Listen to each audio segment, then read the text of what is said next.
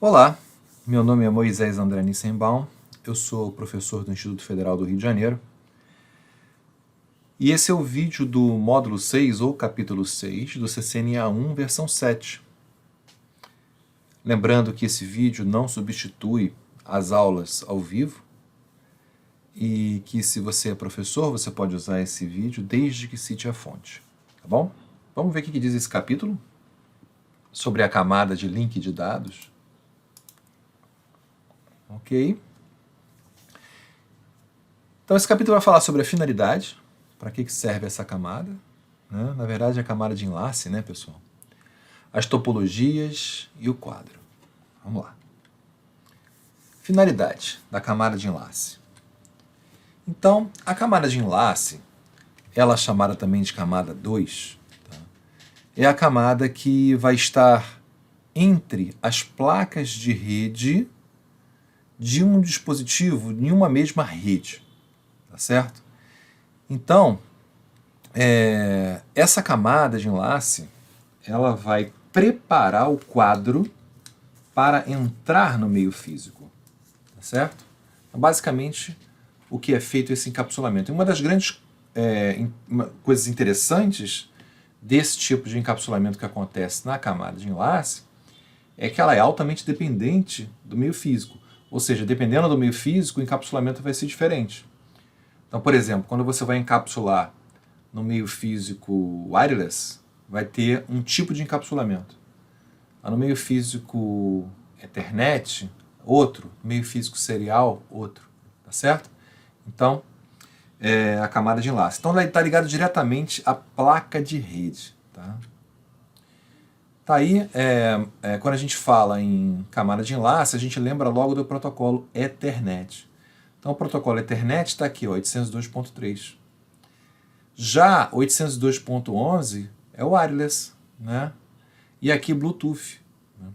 E repara que essas três variações aqui do protocolo estão muito ligadas à camada física. Tá? Já o 802.2 é comum a esses três protocolos aqui. Tá? Então a gente diz que a camada de enlace, no caso do Ethernet, tem duas subcamadas, camada LLC e camada MAC, onde a camada MAC está mais perto da camada física e a camada LLC está mais perto da camada de rede. Tá? Todas elas formando aqui essas duas subcamadas, formando a camada de enlace. Tá? Então, o que acontece? A cada salto, né, a cada salto de roteador em roteador, né, o que pode acontecer? Pode acontecer do meio físico mudar de um tipo para outro tipo. Né? Então você vai ter encapsulamentos diferentes. Mas mesmo se for o mesmo tipo de enlace, por exemplo, Ethernet para Ethernet, existe um reencapsulamento quando o pacote atravessa um roteador, por exemplo. Tá certo? Então, o encapsulamento da camada de enlace, ou o endereçamento da camada de enlace, ela é sensível a quê? Ela é sensível a que enlace que ela está. Então, por exemplo, se eu tenho um computador comunicando com uma porta de um roteador, você vai ter um endereço de origem e destino, um endereço MAC, de origem e destino. Quando você salta para um outro enlace, você vai ter um outro par de endereços MAC diferentes. Tá certo? Então é assim que funciona a camada de enlace. Aqui estão algumas instituições que regem os padrões que operam na camada de enlace. Tá? E vamos falar um pouquinho agora das topologias. Né? A gente tem a topologia física e a topologia lógica. Tá? A gente já falou um pouquinho disso anteriormente, né, pessoal? Tá? Mas, basicamente, a topologia física é como se fosse uma planta baixa da rede, tá? Em que você tem lá os equipamentos todos e as suas respectivas conexões. Tá? Já uma topologia lógica, ela vai identificar também as conexões virtuais, as conexões que não existem fisicamente, tá? E vai falar também de esquemas de endereço IP, que são endereçamentos lógicos e etc. Ok?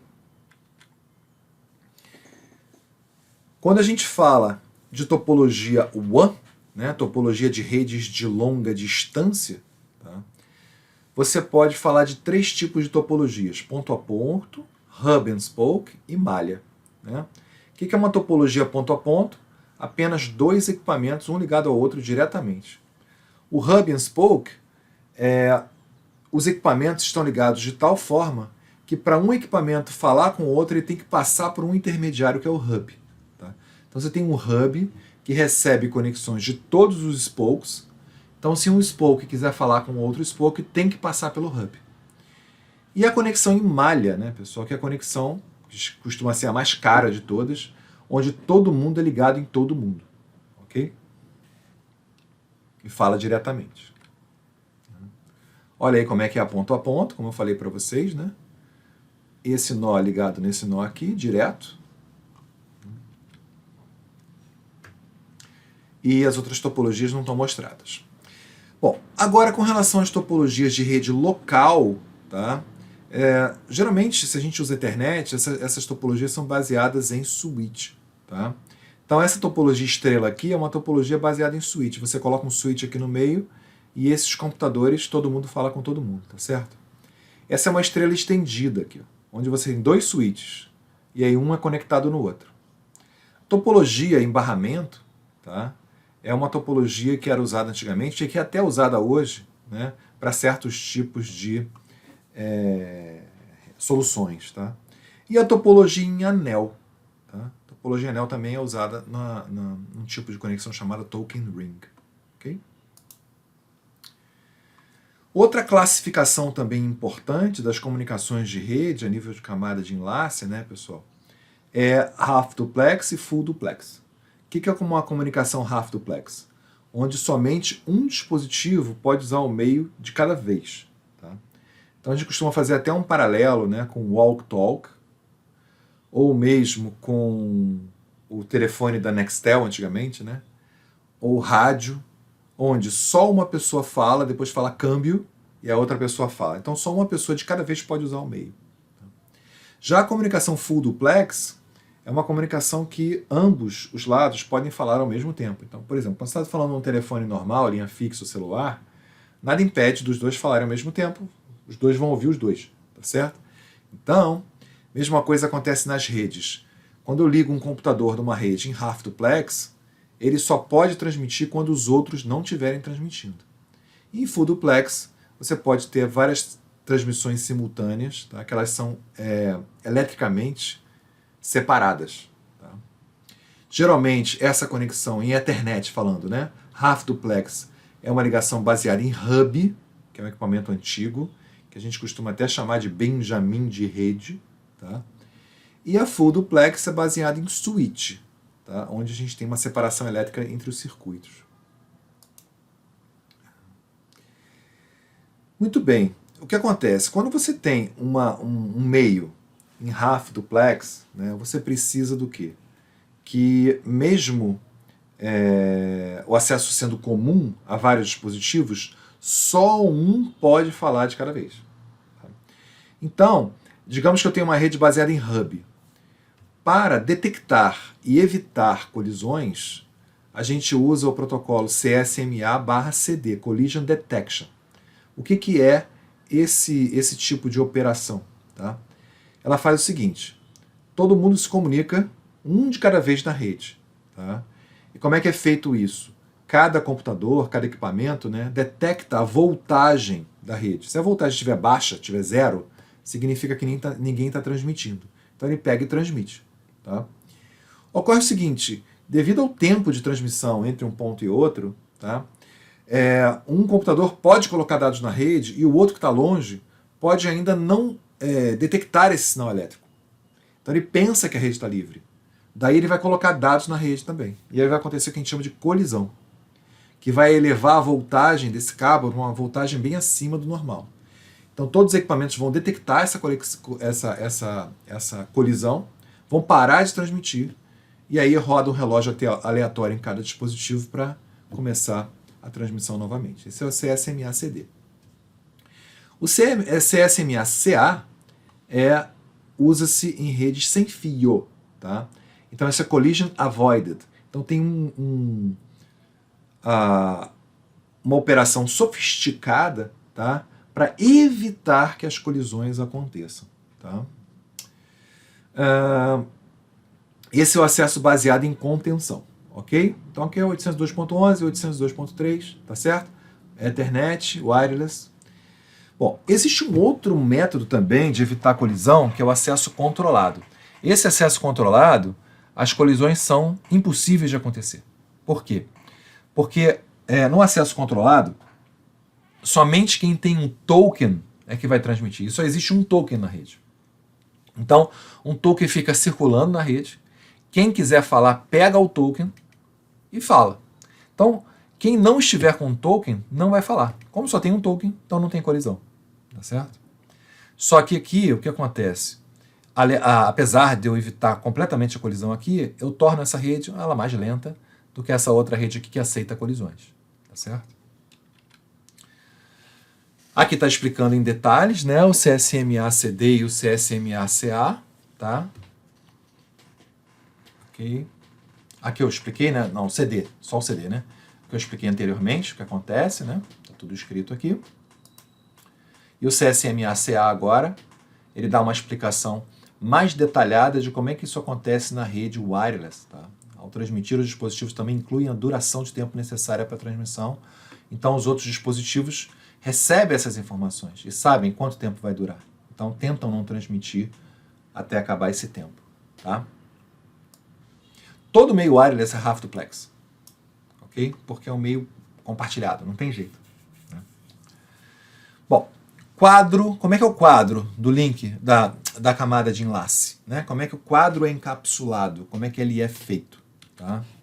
Bom, basicamente, os dados que vêm lá da camada de cima, que é a camada de rede, tá? Eles são encapsulados pela camada de enlace, colocando um cabeçalho e um trailer, ou seja, um início e um final.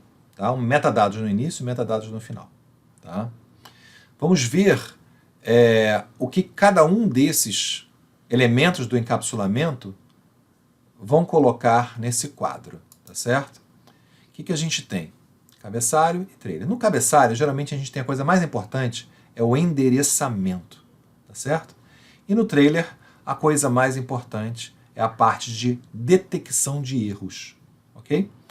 Aqui vai acontecer de ficar escrito um número, e esse número é o resultado de um cálculo que é feito com isso aqui, tá? De forma que quando o destino recebe esse quadro, ele pega e faz esse cálculo de novo e confere com esse número previamente colocado na origem.